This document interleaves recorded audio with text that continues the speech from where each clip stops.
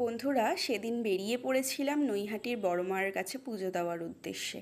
আমি, দিদি, আমার বোন তড়িঘড়ি করে তাড়াতাড়ি করে টোটোতে উঠে সোজা চলে গেলাম স্টেশনে গিয়ে দেখি ট্রেন ঢুকেছে। তো তারপর ট্রেনে উঠে সোজা চলে গেলাম নৈহাটি বড় মার কাছে পুজো দেওয়ার জন্য। সেখানে গিয়ে দুটো ডালা নিলাম।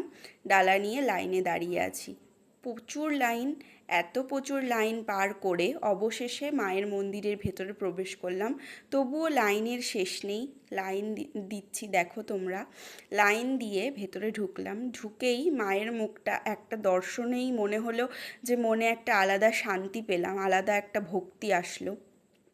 তারপর ভক্তি, শ্রদ্ধা সমস্ত কিছুর সাথে মায়ের পুজো সম্পন্ন করে চলে আসলাম গঙ্গার ঘাটে।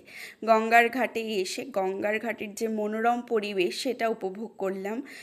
মা গঙ্গাকে প্রণাম করে তারপরে সেখান থেকে আমরা সেখানে কিছুক্ষণ টাইম স্পেন্ড করলাম।